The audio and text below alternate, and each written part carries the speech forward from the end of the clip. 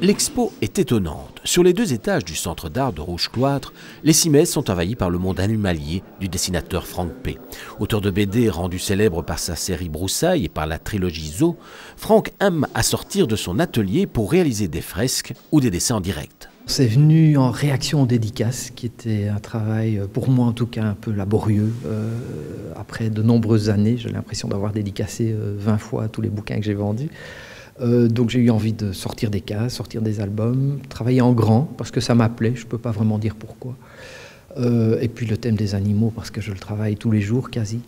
Et ça a donné lieu à un plaisir immense de faire ça en public, devant les gens, en direct, une improvisation. Lorsqu'il se lance dans pareille performance devant le public, tout est donc improvisé. Je ne sais pas ce que je vais faire quand j'arrive dans un festival. J'ai ma grande page blanche qui fait 6 mètres de long et je me lance avec un premier sujet, un deuxième sujet qui s'articule, une idée, une couleur, etc.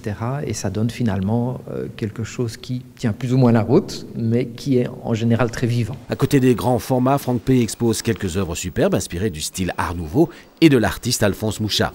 Une rencontre surprenante entre 2 univers et qui offre aux dessinateurs l'occasion de côtoyer le travail d'un artiste depuis toujours admiré. Mon premier grand coup de cœur artistique, c'était Rodin. Mais Mouchat, bizarrement, je m'interdisais de trop aller vers lui parce qu'il est très cliché. Dans notre culture artistique visuelle, on a tous vu du Mouchat, on a tous accroché un poster pour les bières dans sa chambre. Et donc, non, je voulais pas. Mais quand on me l'a proposé comme thème de l'expo, je me suis dit que c'était quand même tellement de talents rassemblés autour d'un seul homme que ça méritait bien de voir ce qu'on pouvait faire. J'ai essayé de dépoussiérer, de rendre ça moderne. Et voilà le résultat, en triptyque, en panneau, avec des bas-reliefs aussi. J'ai eu envie d'introduire la sculpture dans ces dessins.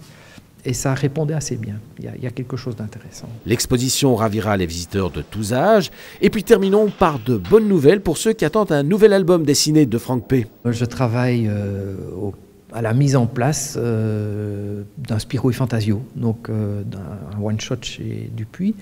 Ce sera mon prochain bouquin. Et puis après, je pense sérieusement à Broussailles. Là, il n'y a encore rien de fait, mais ça me chatouille. L'exposition Bestiaire et Art Nouveau se tient jusqu'au 13 mars au Centre d'art de Rouge-Cloître.